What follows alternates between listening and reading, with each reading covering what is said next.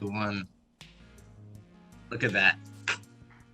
So And we're back. 362 way to the show with Yemeni American comedian Ahmed Al-Kadri. Did I say it right? Yeah, perfectly. Excellente. All right. Let's get the tough questions right here. Yeah, right. He has them written down.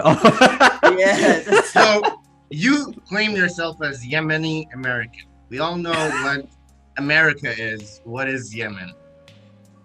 No offense, by the way. It's a joke. Yeah. Hey, yeah, no, you're good. Yemen is a small country in the Middle East. It's south of Saudi Arabia. The capital of Yemen is Dearborn, Michigan. That's an old joke. I mean, we like to say we are Asl al-Arab. You know, what does that mean? Can you translate, please? Like we're the origination of the Arabs. Oh, okay. The Arabs first originated from our people. That's, you know, we're very proud of that because we have nothing else to be proud about. Yeah, over here, this picture right here is San Al-Qadim, which is built around. It's built around Masjid al-Sana'a. I think that's what it's called, or Old Sana'a or something like that, which is one of the first masjids that was built when Prophet Muhammad started preaching the true religion. Allahu Akbar. What else? What else are funny Yemeni facts? I mean, we export, and we're the first exporter of coffee. So is that true? From Yemen? Yeah. So I love coffee. Originated from Yemen. So Starbucks originated from Yemen, pretty much. Yeah, exactly. So all those douchey stereotypes from Starbucks, they're all originally Yemeni. It was Yemenis that were first on their laptop, like pretending to type a script that's not going to be sold. So, unemployed, out of work comedians or scriptwriters, you know, drinking their coffee the old style. Or that one crazy guy in the Starbucks, like, I told you to not touch my wife or some shit. Yikes. Ahmed, have you ever been to Yemen? Yeah, the last time I went to Yemen was 2013. So this was like right up. So remember the Arab Spring when so revolut, like 2 years after the Arab Spring. Yeah, 2 years. So it was like, and that's when Yemen went full like. What's going on right now? It's like in Houthiyyin, they tried to take over, but before them, around that time was Al-Ahmar, which is like a different tribe, and then this was Ali Abdullah Saleh. He was still alive, and he was like running away, like from those other tribes, you know. So you visited in like the best time, you know, it's like just when it's like getting all hyped up and lit there. Exactly. Like, I gotta get into that. Gotta see what's going on there. Yeah, I gotta go. You know, I want to see what all the fuss is about. I go to Yemen. I'm like, this place is gorge. Yeah. What was your experience like there when you visited? When I went for the first time. I want to say like 2000, maybe 99. So I was so young, barely remember. Went again in 2008. Had a good time. Had a good experience. And then 2013, that was like last time I went, and it was nice. I was like it was sophomore year of college, or like it was sophomore to my junior year. It was like that summer. You went to college for comedy? No, I went to college. Oh, I'm actually an accountant, by the way. I'm a senior. People laugh. Yeah, I'm a senior accountant for a fertility company. Yeah, I went to school for accounting, and then debits and balance sheets, all those. I mean, accounting is my true passion, but my parents are forcing me to be a comedian. Oh, yeah, for sure, man. Like I've heard that so much, you know, especially in the Arab region. Well, I'm like at this, from that, my immigrant parents, like I'm like doing my homework in accounting, and then they go and like, are you writing punchlines? Huh? I don't see any act outs present. They're crazy. But when I was in 2013, I mean, it was good to see the family and everything, and you know, the sightseeing. You go, you know, San Al-Qadim, and you check it out, and you stay grounded and you're very appreciative of what you have in America. You're just like, this is why I work so hard in life, because it's like I think about Yemen and my family in Yemen. I'm like, hey man, like I can't put this to waste. There's just so much opportunity here, you know? I feel like we can all relate to that. I definitely can relate to that. I'm sure, yeah, both y'all are both Lebanese, right? Right. Yeah. Exactly, yeah. And I was recently I moved to London, so like I'm still fresh off the boat, still like, oh my god, electricity 24/7. That's great. That's something, you know. Bro, Exactly. the other day I was just telling my parents, I'm doing a video call with my mom, and I'm like showing her, I'm like, look mom, dishwasher on, like a laundry machine on, microwave on. ما تكت الكهرباء. It's fucking amazing. The electricity didn't go out. This is beautiful. And the boiler was on at the same time. I'm like, exactly. Yeah, you go to the faucet, you're like, look, nice clean water the whole time. You know? Yeah. I was surprised when I first asked for a glass of water when I first arrived. They gave me faucet water. I'm like, should I drink this? Will I die? Is this, you know, it's not gonna kill me? Right. I got the runs. Yeah, and if you go to Yemen, I drank from the faucet once, and I got the runs. Oh my God, dude. It was the worst case and dire. It was the runs. Yeah, y'all know, Nice. you know what I'm talking about when the runs. Right? Running stomach. Yeah, exactly. It's running in, Yeah, running exactly. out. Yeah, your butt, like, Nice. I swear to God, everything, your butthole thinks it's constantly shitting, you know? Your butthole's like, is it poop? I think it's poop. Let's go. And then you start running, right? You're like, Yeah, and then, yeah. yeah. Right. Ahmed, all right, second hard question I got for you is, Yeah. Hit me, baby. Do this, all right. bro. What were the stand-up comedians that really inspired you to do stand-up? Oh, that's a good question. I want to say Thank you. my Mount Rushmore of comedy would be Dave Chappelle and Bill Burr, those two. Mm-hmm. Wow, yeah. I love Dave Attell. I don't know if you guys know him. Dave Attell, one of the best joke writers that ever lived. I remember watching a special, Chelsea Peretti. I remember seeing her special, and I remember the way it was shot, and just watching that special and just being, and obviously it was super funny. And I was just being so inspired of just being like, that's how I want to shoot a special. It was just like, it was like something out of the ordinary, you know? Nothing, it wasn't like too crazy. She would have a special, and then she would have a random like character of hers that's in the audience doing something weird. Oh, that's cool. I like that, and I thought that's it was fun. So creative and so funny. But yeah, Chelsea Peretti, she was very, like, I thought she was so funny. I remember seeing Tammy Pescatelli when I was 18 years old. She was like one of the first live comedians I saw. Because before that, I was seeing like I'm talking about like Arab comedians that hire to do mass, you know what I mean? Like the Muslim and they're just like, and they're all hacky comedians. You know, when your mother comes and hits you, and you know, and does like the sound effects and all that. She throws and I a slipper remember at seeing you. that, and it was so funny because I remember seeing it the first time, and I remember laughing, and I remember as a kid seeing him again at like a different Muslim event, and him doing the same jokes, and this was like 2-3 years later. And I still remember him doing the same jokes. And I remember being annoyed. I'm just like same jokes, dude. Like I already heard these jokes, you know? I mean, now that I'm a comedian and I do comedy, like if I do a city and then like I do let's say I do 20 minutes and then I go like Dallas, and then I come back, I'll try to change it up at least. I at least try to do at least 15 minutes of newer material. Yeah, I remember I've had that incident happen where there's this comedian that I used to watch a lot. I'm not gonna name. When he went onto a talk show, he said these jokes, and then he did a talk in our university, and he said the same jokes.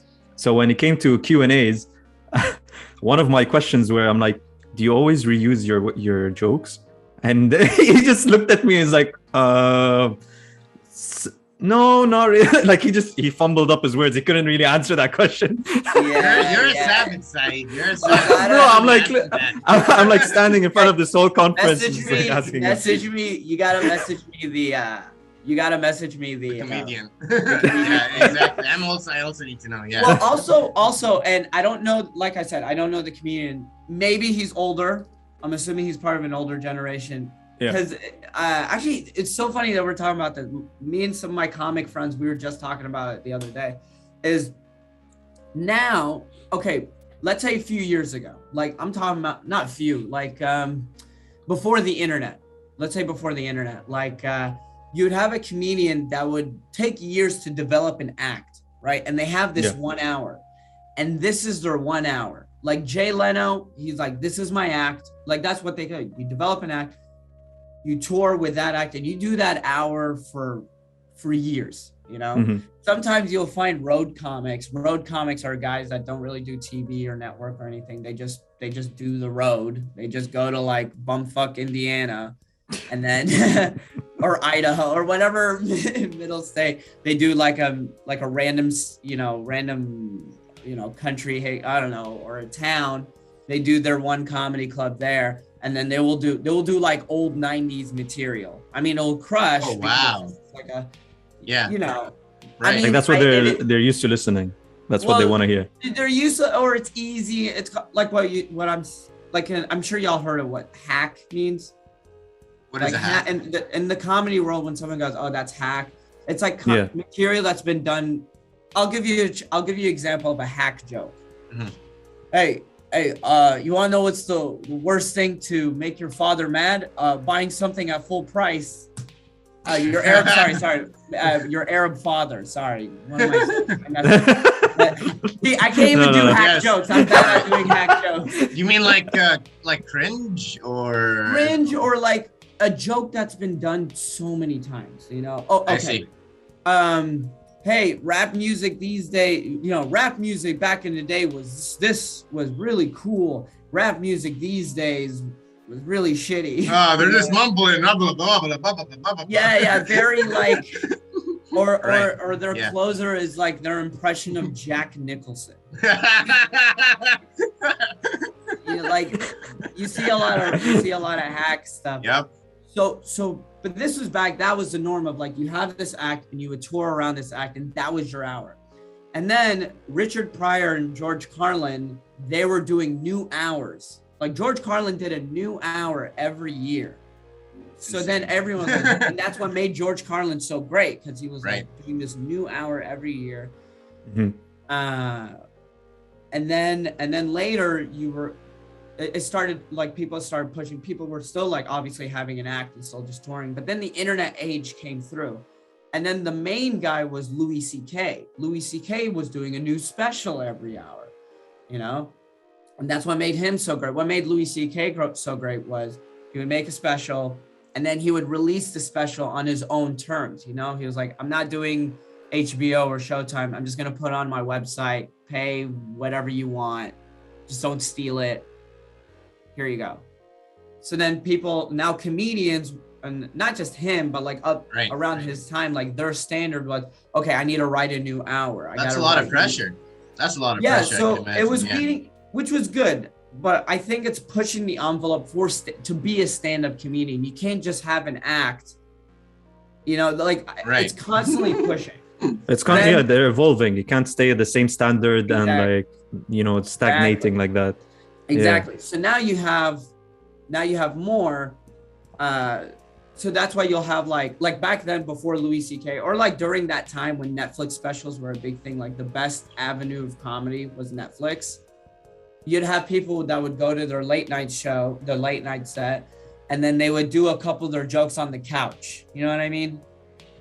Right. Yeah. Okay. And then they would do the same jokes on the special. Right. That while I think a better way would be like, just do the set, do a 5-minute set on late night rather than doing it on the couch. You know what I'm talking about? Right. Yeah. As opposed to like sitting in the interview and doing the joke. Right. Exactly.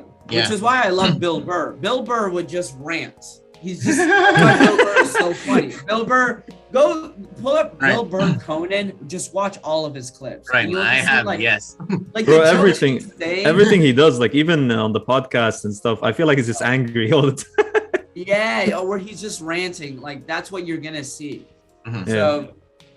So now, so you have like back what I just said. So you have like that Netflix. You had the age of Netflix of people just like doing a new hour or a new special on Netflix, you know. And then now you have this new. We're in a weird age because you had Andrew Schultz, Right. who started the clippings of putting stand-up clips on social media, because he did it on YouTube, blew up, right? And now every comedian that you expect, I mean, you guys aren't stand-up comedian. Every non-stand-up comedian expects a stand-up comedian to look up their Instagram to see stand-up clips. You know what I mean? That's like the expectation for. That's like the new norm. That's what I think. That's the new norm. I see. That's where it's going. That's where it's going. You know. I see. If someone wants to, like, if I tell you guys, hey, I'm a stand-up comedian, right? And then you pull up my photo. Okay, you actually see this a lot with, I hate to shout it, but a lot of females. Like you'd be like, a girl would be like, yeah, I'm a stand-up comedian, right? This was a girl after a show. She said she was a stand-up comedian. I was like, okay, cool. She pulls up her profile and it's all modeling pictures. It's just her looking hot. That's a good way to lure him in.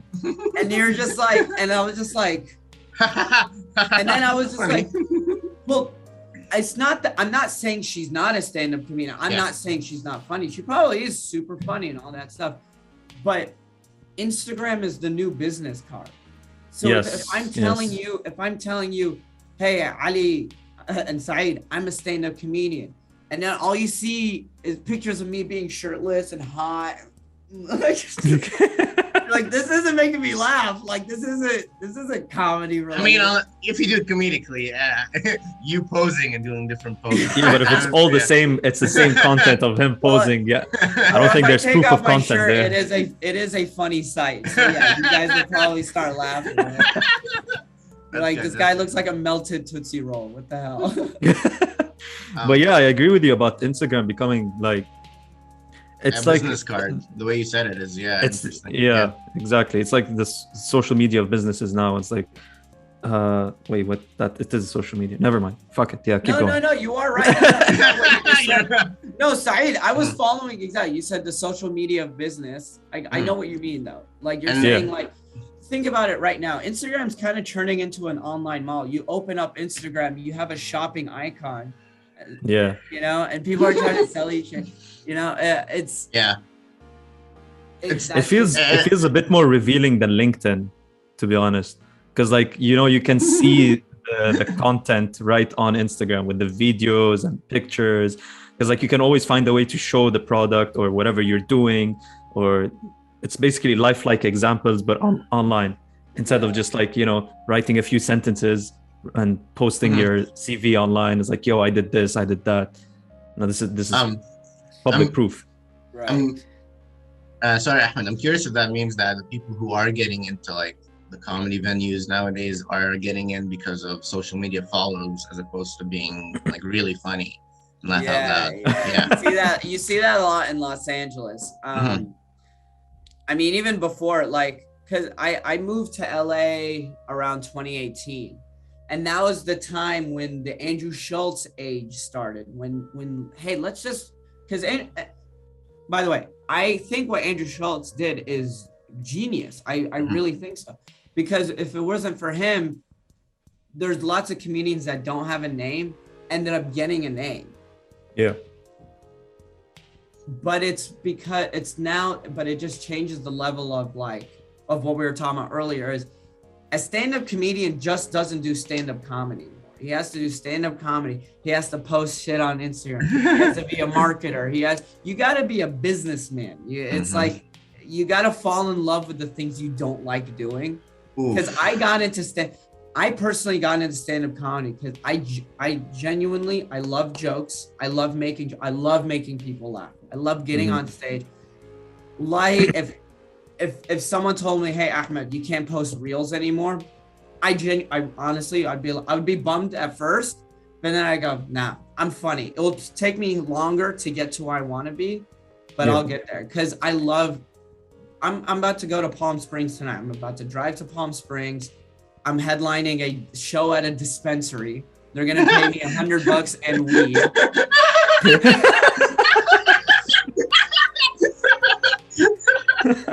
And I know I'm gonna have so much fun because I'm about to make a bunch of audience members who are high as fuck, and I'm gonna make them laugh so hard, you know? Like the feeling of making a room of 100, 500, whatever, making them laugh, it's a good feeling. And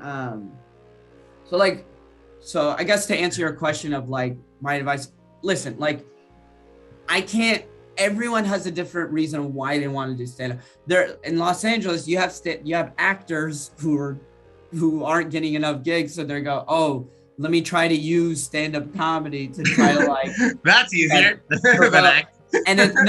You see that a lot. You go to an open mic, you'll see an actor, and then he like treats stand-up like a monologue, you know? And you kind of see them having like a mental breakdown on stage. I saw that once. It was weird. But wow. it is I don't know. It is, and I guess my one advice, like I didn't start posting clips of my stand-up until I was like 3.5, 4 years in. Like I started posting because I had one clip that was like, okay, the crowd is lit. They are laughing. This joke I don't do anymore, and it's a tight joke, and it's doing pretty well. So I'll burn it. You know what I mean? Yeah. And also, this is interesting, is like because there's so much, like what Saeed was. You watch this guy's late night. He does those jokes, and then you see him again, and he does the same jokes, right? Because he thought, oh, you probably didn't see it. You have a better chance of people not seeing my jokes because like there's so much content these days in social media. It's like the chances of someone like hearing my joke, like now the one joke I'm sure people would hear is like where I go, I know I look Desi, but I'm actually Arab. Oh, sorry. I know I look like the 7-Eleven type of brown, but I'm actually the 9/11. Yeah, I know I look like the but I'm actually like that. And that joke, actually that word. Thank you. Yeah. And this is the first time you guys are hearing it. That video, that's my most viewed joke. You know, it's Arab at an Indian wedding. I did that joke. It has like a little over 2 million reels or views on the reel, whatever. And that's the thing. It's like I could still go on stage and do that joke. I see. But, yeah, but how do you know like when you're making jokes, like what stuff is gonna hit, what stuff is not gonna hit, or is it just? That's something I'm trying to figure out. Well, I know it's just experience. Like I have, like where's my notebook? Oh, I think it's over there. Did I leave it in the car? No, it's probably in the living room. But I have my my set list.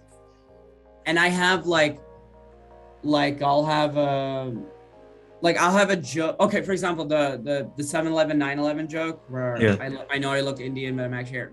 I usually open with that joke because it usually always works, you know? Yeah. Because it's funny. It's great. It's I still get comments. I posted a video about like having like it's a joke about having an Italian Arab baby. And then there's a few people are just like, you're not Arab, you're Pakistani, or you're Indian. Like they're yelling at me. And then like I would respond, I'm like, did you at least look at my bio or like look at anything else? You know? So it's a good opener. But to answer your question is there are some jokes that you have. Like I have a joke about Ramadan. I have a joke about, I have bits. Right. That's what you call her, an act. And I have jokes that I've been doing it for a long time. And because you've been doing it for a long time, the jokes are tighter. You deliver it so well. You know it works, Yeah. And alhamdulillah, like I'm about to hit 5 years next month. I'm about to hit 5 years of stand-up. And there's a few jokes where I know, okay, I know this joke hits, so I'm gonna wait. So sometimes I'll have like a set list to where I would open with, you know, the two jokes that usually work, like the working out joke or the 7-Eleven 9/11 joke, and then I will put in like material that I want to work on, and then I would close it with jokes that I know will work, that I know. So you know, just in case the material you want to work on. I'm still, I mean, listen, I just hit 5 years and I'm still thinking, I'm still trying to figure it out, you know? Right. So basically the introduction and the conclusion would be the you know, the hits basically. And the middle would be where you'd be experimenting with your new content, some of it, and like stuff like that. Yes, okay. new material. Content. Right. It is interesting the way the term everyone says content. Everyone has a different meaning of content. Like when I say, like me posting on social media, that's content. It's not art. It's not art. The last video I posted was, I miss my roommate. And then the last shot, I don't know if y'all saw it, but the last shot is me looking back at the shower and just like, you know, it's not, that's why like, I'm getting better at, by the way, if I'm talking too much, let me know. Or no, that's all right. That's the point of it. Yeah, we're supposed to be talking. I know. Wallahi, if I'm the guest that I'm sure I'm talking. Bro, you're a comedian as well. You can't be just standing up on stage. It's like, yo, if I'm talking too much, please, you know, cut me off. I'll let you. Yo, if you want, you can take over. You know, you can say some of your jokes. Like, just, you know. Y'all call me out. Thanks for calling me. I'm so insecure because when I was a kid, people would be like, you talk too much. And then I would be like, oh, shit. Like, well, now don't worry. I'm in the same boat as well. Okay. This is why we're all on a podcast now. Right. I mean, exactly. Totally. We needed the excuse. Yeah. Yes. Yeah. But I'm getting, what I'm trying to say is like, I'm getting better at the content game. Because now as a I feel like, this is how I feel though. As a stand-up comedian, it's like, I was writing jokes and I was trying to get opportunities, but it was like, there was just some opportunities that I was just not getting. And then like, I was like, dude, if I get a following, I need to get a following, you know, and then I started like posting TikTok and Instagram reels. Yeah. And alhamdulillah, my video, you know, I started getting a following. And then it has been opening opportunities, you know, like when I go to another city and I'd be like, hey, Ahmed, I'm a stand-up comedian. And then they see, he has this many followers. He has stand-up clips. He's an established comedian, you know? It's like this, it's the business card. It's the business card. You gotta prove it. Yeah, go ahead. I feel like I hate it a little bit because I just want to be able to do my art and my craft, which is podcasting. And I'm also a filmmaker, so filmmaking, whatever, and all the other for you comedy and stuff without having to do this extra stuff, you know, because it just detracts you from like if you want to be, for in my opinion, if you want to be like a great filmmaker, you just have to like focus on filmmaking and just do that and that and that and that and that, and then it'll be successful. The more time you waste doing other things, the less time you have focusing on the bits. I know exactly how you feel. I really do, because a part of me just wants to focus on stand-up, but like that's the world game we live in. That's the game. You gotta play the game. This is just the world we live in. Remember this. When the internet first started, all these stand-up comedians were like, I'm too old for this. I'm not doing this. Dane Cook utilized MySpace and became Dane Cook. Yeah. Kevin Hart utilized Twitter, and then it fucked him over later.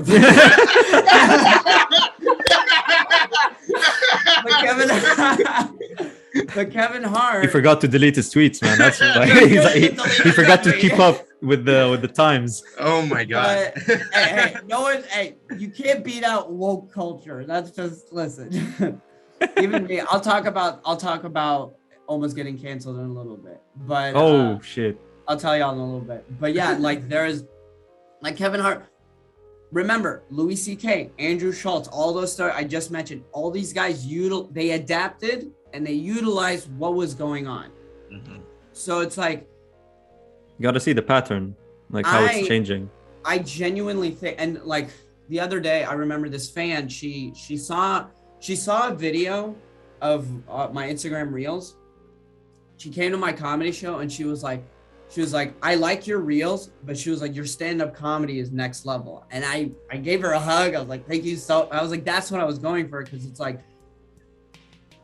reels, doing acting, commercial, anything that I'm trying to do, all of that is just to fuel stand-up comedy. My true art, my true passion is stand-up comedy.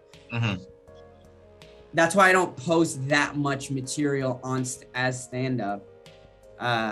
But to be like little insider, huh? Wait, so that's literally why, because it's well, I don't post I have a good joke about Ramadan. I'm not gonna post. You don't give out your content for free. Yeah. I don't post my great material that I use for stand-up. I don't post that on reels. Your reels are basically like your advertisement for yourself. It's like an introduction to Ahmed. Yeah, exactly. Or just think it's content. It's just like, all right, I do stand-up, so here's a joke that I don't really do anymore, or I don't like. I have the I don't know. When you see my shit, you'll be like, okay, the stand-up clips that I post are jokes that I don't really do anymore, or I don't do as much, or whatever.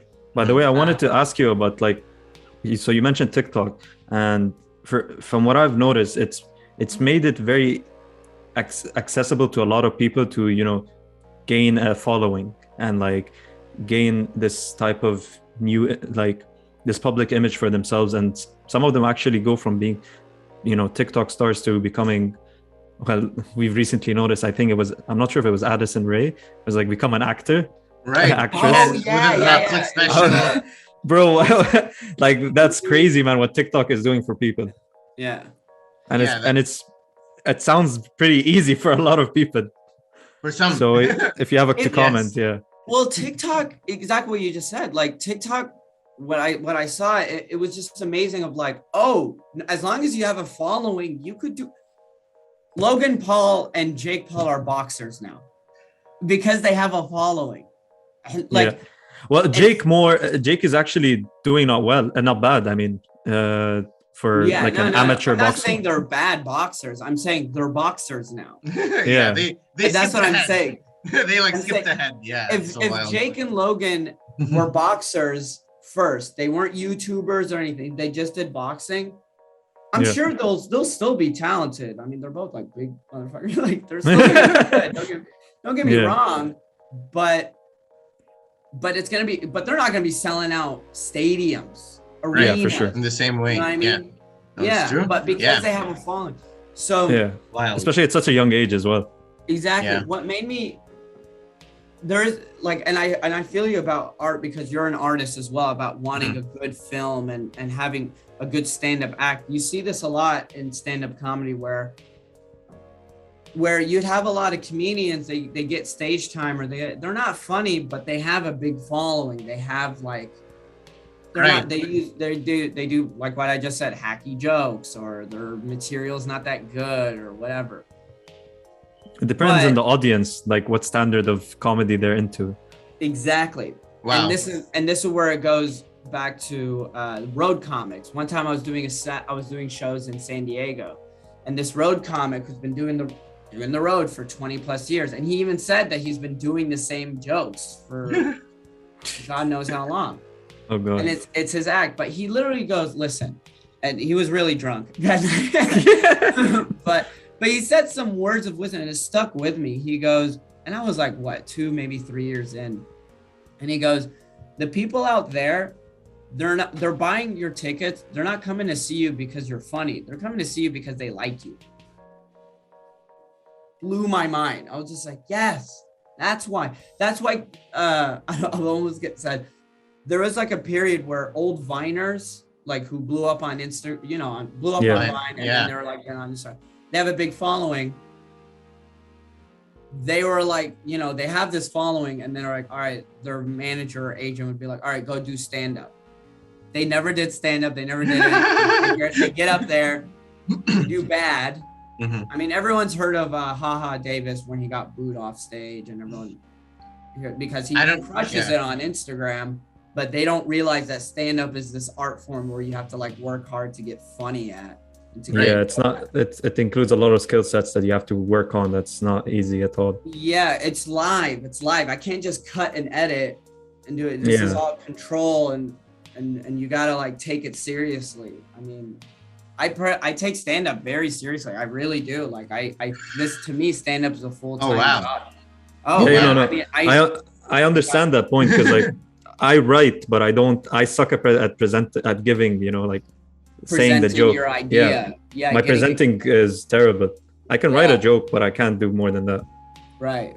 And it happens a lot. Like there is this guy, what's his name? Rob Delaney. He was a big Twitter comedian. Mm-hmm. He was he had the funniest tweets, very good at like, you know, joke structure and all that stuff. Yeah. But when he came to do stand-up, I know he's a lot better now because he worked on it, but he got that opportunity.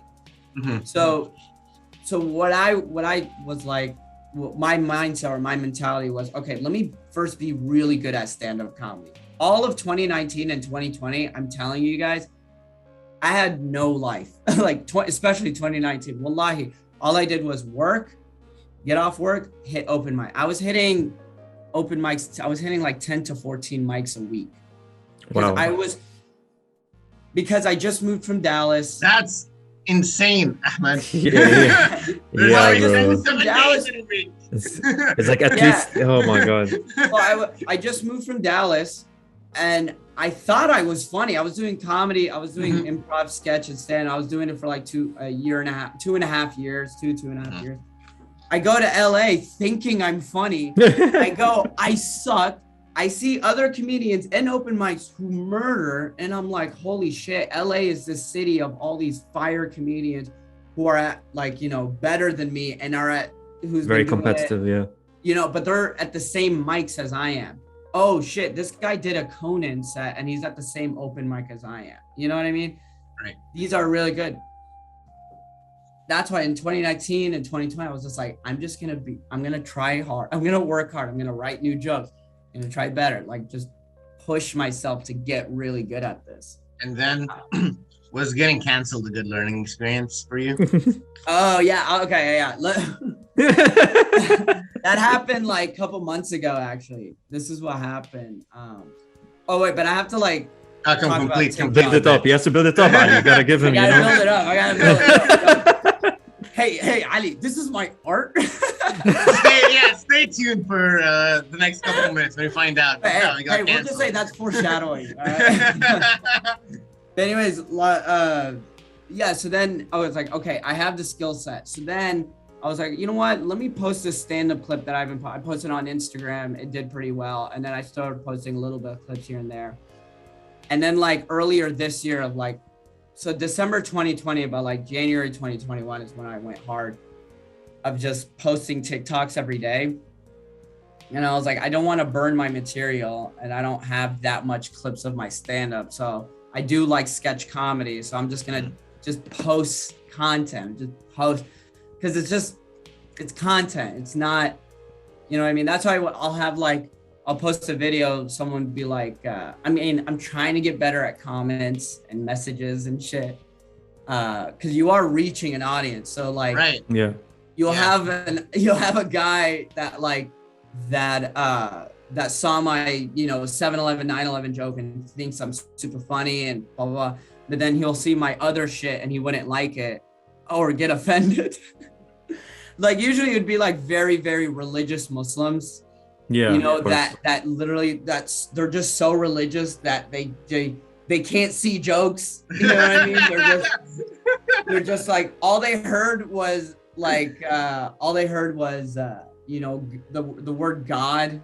You know what I mean? Like right. I had this some dude like saw an old video that I posted like this was back like almost a year ago, December of 2020. And it was this dumb video of me and my friend. I was like, hey, we need a viral video. And then it's like, let's pray to the algorithm God. And then it was a picture of Al Gore. And then the word rhythm, like the beat rhythm. And it was Al Gore rhythm. And then we go 110, 10, 110. obviously it's The joke. joke. It's Yeah. like, and it's not even a good video. You can even watch it. It's like it's not even that good of a video. It's funny. It's Yeah. content. It's silly. Yeah, it's silly. Doesn't matter. It's funny. And then you have religious people that mess like comment like, Astaghfirullah, you don't pray. The only God you pray is Allah subhanahu wa ta'ala. It's like, bro, like, what do you like the joke literally just went over your head. And I literally go like, and they try to like argue with you, and it's just like, now I'm getting better of like letting go of comments, because there'll be moments where like I'll be good, I'm not looking at comments, I don't care. I look at hate comments, I shrug it off. I don't get a lot of hate comments, don't get me wrong. Like usually they're very funny, and I love it when people DM me like, hey, you're hilarious. I will message them back like, oh, thank you so much, I appreciate it. Not all of them. I don't want to, that request, you know what I'm talking about, that request folder. Like usually I feel like, all right, they seem sane enough to respond back to. That's funny. I don't want to say, no, I take that back, not sane enough. I don't know. It is a risk responding to messages, because you'll respond, you'll be like, oh, thanks you. Next thing you know, they're constantly sending you and messaging you, or asking you for money, or asking you to like share their stuff and all that stuff. And I'm like, all right. Right. Yikes. Yeah. I just said, hey, thank you. Like I was just also like, yeah, in the world we live in right now, like everyone has a trigger button that you might accidentally press, that, you know, they can like, well, screenshot.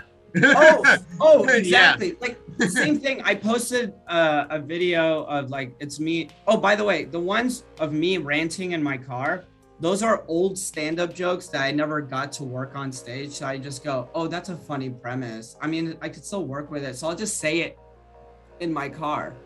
Yeah. You know, it's not, that's what I'm saying. Like, to me, a stand-up clip has to be like really, really good. Cause yeah, it's my art. Like especially live stand-up, because you're coming to see me live, and you're coming to see me, and I got to make this moment perfect for you. Like you paid $15-20 a ticket, I'm gonna make your money's worth.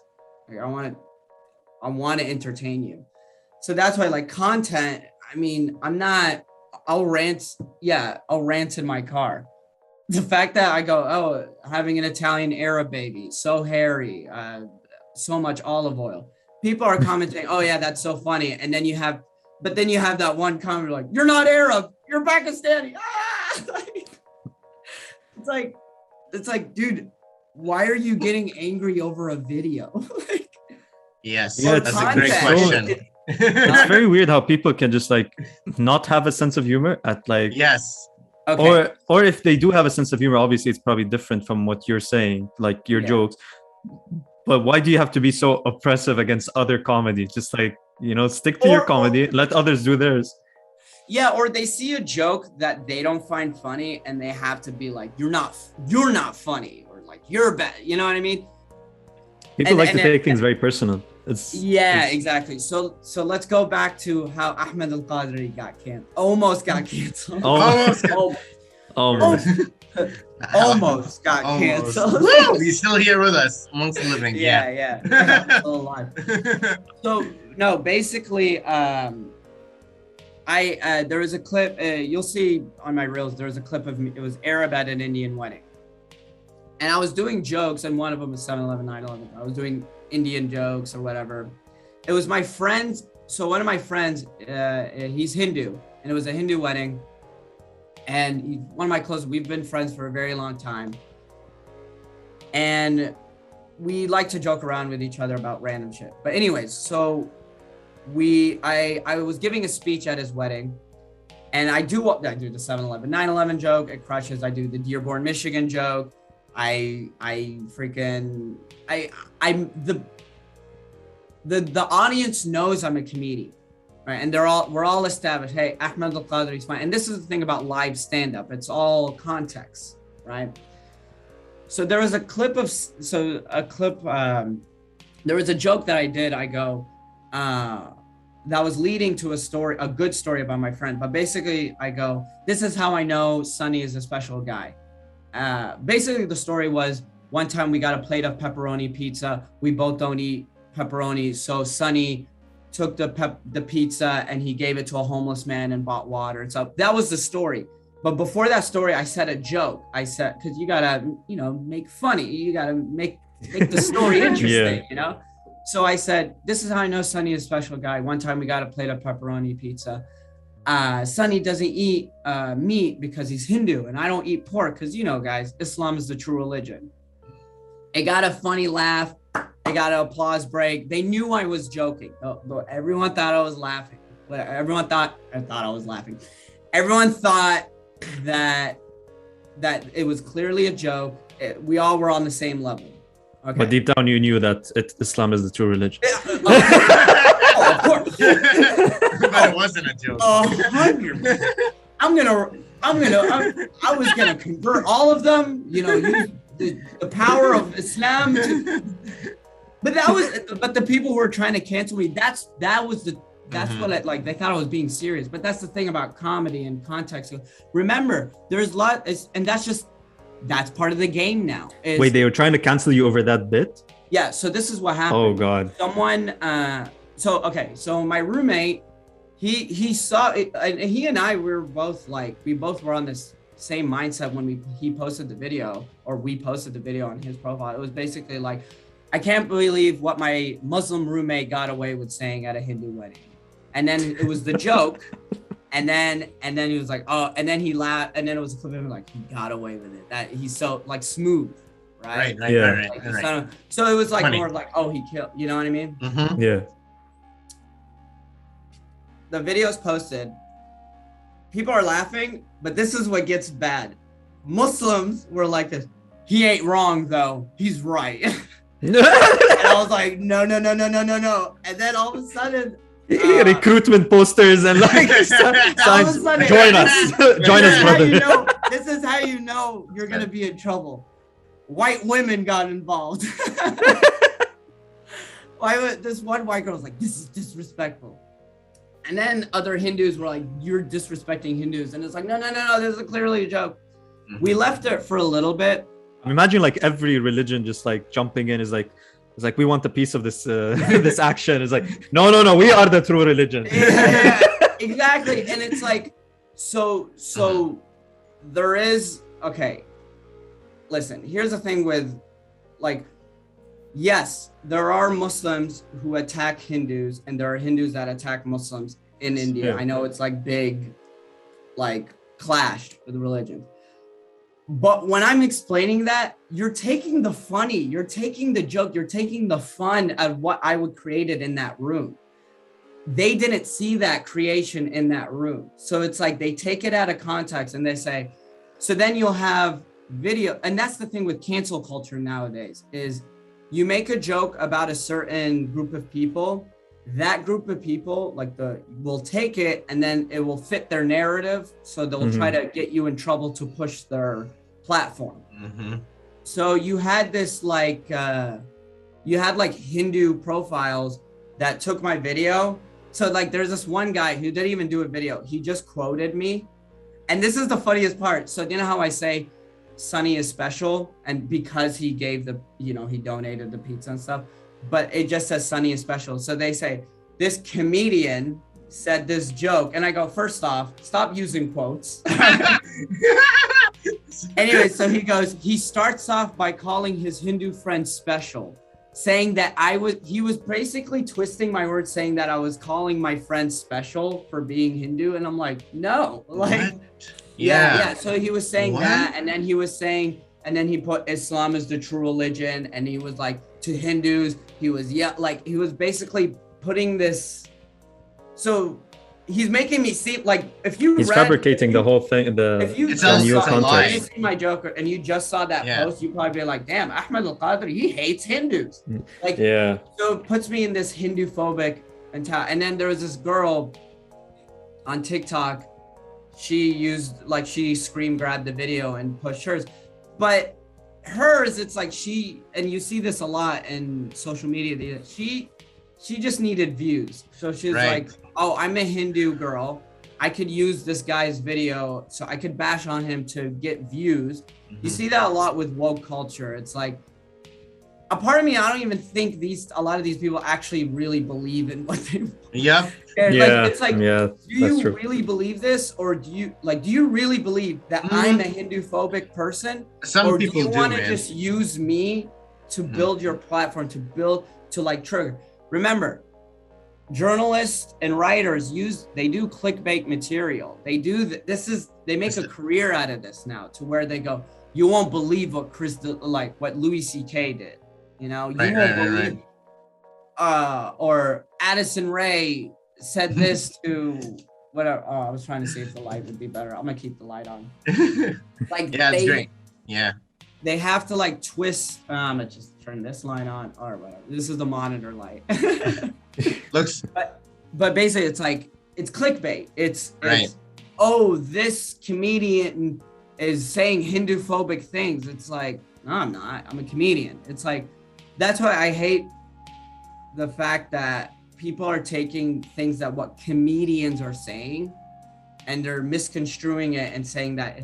That's why it's kind of like nerve-wracking posting clips, stand-up clips of you know what I mean, on social media. Yes, because it's out of context. It's like without it's out of context in the room. So like, and I posted when I posted the Arab at an Indian wedding, I did the 7/11 9/11 joke, the whatever, Yemen or whatever.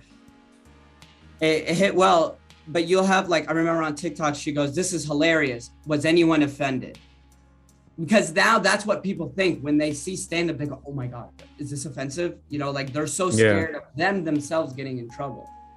And then I literally just commented, "No, as you could see in this clip, everyone here is laughing and enjoying their time.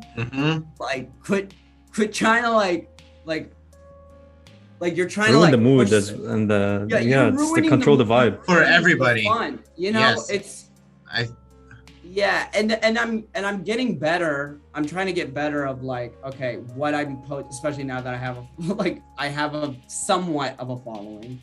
Yeah. Like the other day, the other day, I was putting up my Yemeni flag, and then as a joke on my own story, I had my white friend. He goes, "Hey, Ahmed's putting up his terrorist flag," and I go, "Anti-terrorist flag. Yemen says no to peace. Yemen says no to violence." Like silly. Yes. I posted on my story, and this one guy did not take it. He thought I allowed, but he has this own narrative of like, that I allow people to call me terror, that I allow this type of things. And then he, you know, and then he started comparing me to racist. He was like, "You're allowing racists to kill Muslims." And then he starts saying, "My 3 Muslim friends died." And it was basically, it's like, oh, why are because of you, Ahmed. Yeah, because of you, Ahmed. Because of that joke you did, right? Yeah, exactly. So it's like, it's jokes like this that allow. Yeah. It was like, I could read the message, but it was like, it's jokes like this that will push people to get a gun and go kill Muslims. It's like, no, it's not. It's like, no, it was just a clear joke between me and my friend. Makes me laugh. I'm sorry it triggered you. Yikes. But here's the thing. It's like, now I don't respond to those people. I just said I love you, and then and he didn't say it back. What a tease. Oh, damn it. Right? Tease. Yeah, but it's like, so there's legitimately no, I can't argue with him, because all he's triggered. That's the thing. People are triggered. Yeah. He heard a white guy. All he saw was a white guy calling a brown guy a terrorist, and then I made a joke out of it, or tried to be silly out of it. He thinks, "Oh, I'm allowing this." I'm not. On a story. It leaves in 24 hours. It's a joke that I thought. Here's the thing. Yeah. I'm a comedian. I'm gonna listen today and in the future. I'm gonna try to say a joke that I think is funny. It's probably not funny to people, and then I go, "Oh, that's not funny. All right, well, I will drop this joke and move on to the next one." You know? Yeah. But because it's on social media, it reaches more to an audience. This guy was like, you know, basically comparing me to a racist that killed his friends, and it's like, it's like, all right, dude, like, you know what? You know what it made it. You know what it sounded like? It sounded just like because it was a white person saying it. It sounded as if like the word terrorist is becoming the new N-word or something. And I'm like, what? Or it's a like that's how trigger. that guy made it sound like. He's like, how dare you let white people say that? And you know, like this guy, I don't want to make fun of him or anything, right. But it's like, you see his profile and it's like, people are sad. I understand it. People are in their own bubbles. They need love. I genuinely can't explain. It's hard to, like, when people get mad over jokes, I can't, like, it really is tough to try to explain or put them on my side, because it's like, no, they don't. There's some people in this world that they just don't have sense of humor. Maybe they just got beat too much as a kid. Well, usually those types of people are way funnier. Right? Yeah. Or maybe they just grew up in an unfunny household. They grew up in a very not funny household. Like strict, or like not or funny. They don't have sense of, like, my dad, Allah yarhamu, my dad was a very funny guy. Like, I grew up in a house of just funny. Laughs. We watched comedy. Like, we get jokes, you know, like we get the pretense, the context, like what a joke is. Like, if I ask both of y'all to write a joke, I'm sure y'all can, because y'all have senses of humor. Sure. But there's some people who don't. So they just see, you know what I mean? And they just see, like, goes over. I feel sad. It goes over. So what they see, they take it for what it is, or they don't see the context of what clearly is just me and my friend being stupid. Imagine a life where you can't laugh at anything. Imagine a life where you're that sad and like serious about everything, that anytime you hear a joke, you think it's serious and you never laugh. I'm so sorry. I feel bad for those people. It's so saddening to me, right? Because it's like you're missing out on one of the biggest things that I love the most, is laughing. And No, that is kind of a bummer. But that's the goal of, like, being a stand-up comedian, is like you're trying to make these people laugh, and you're trying to bring joy to them, and you're trying to, you know, like, you're trying to have fun. I mean, especially in the world. In the world we live, exactly. In especially in the world we live in. It's like so dark. You want to have some laughs. I have jokes, and inshallah, Ali, I'll hit you up. That I have some shows in LA. You gotta come. You gotta come to a show, and then we'll go get dinner. Sounds good. Can't wait for it. Yeah, let's make it happen. And I need to get your number. What was I gonna say? Ahmed, we're running out of time. So make your point about. Sorry. But basically, what I'm trying to say is, like, I love stand-up comedy. Now we live in a day and age where, you know, there's so much shit going on, and then you're trying to make jokes about certain things, and then people get triggered and all that. But in a weird way, as dumb as this sounds, it's kind of fun. Yeah, it is fun. I feel like they should enact the law. Can I step over the line? Ooh, is this the line? Okay, I can't say this word. Let's see if I can get away with it. I feel like they should create, like, some sort of, you know, small, like, very studied, analyzed law to protect comedians, so that they can actually give their content out, you know. That's good. Someone has to think of that. We're wrapping out of time here. We're wrapping. Sorry. We're wrapping out of time. Saeed, is there anything, or can I give my last question? Of course, go ahead, man. Good. All right, last question I prepared. Great. Hell yeah, give it to me. Any regrets? He just rips the paper. And he rips it. What about you ripping that question? Is that any regrets? As of now, I can't think of any on the top of my head. No, I do. I should have bought into Dogecoin, and I should have bought in more during the April. Bro, I swear, it's like there's something during quarter one. I think it was quarter one or quarter two, early quarter two. I should have bought more shares of AMC. I should have held on to those shares, right? And then I should have bought. It should just quadruple down on Dogecoin. And then I would have been a comedian. I would have been a rich dude. I would have been a fur coat. That's so wild. I would have to argue with idiots on Instagram. Bro, Right. this podcast is somewhat cursed. Like every other person has to talk about cryptocurrency. Yeah, Because bro. it's fire, right? It blows up. It's well, Ahmed. Thank you so much for your time here. It was really fun, and I had a great time. Lots of laughs. I will definitely go check out a show in LA, and if Ahmed's in your neighborhood, go check out his show. If you're in the UK at any time, I I'm mean, getting lots of people from the UK hitting me up. Inshallah. Hey, if I go to London, can I crash with you, Saeed? of course. Yeah, I'm allowed visitors on my contract. Hell yeah! Hey, Saeed, how long are you in London? At least a year. I'm gonna make this happen, bro. I'm gonna seriously. See, I've always wanted to go to London. I want to just go do sets, and bro, I'm gonna crash with you, bro. Hell Do yeah! it. I'm gonna make this happen.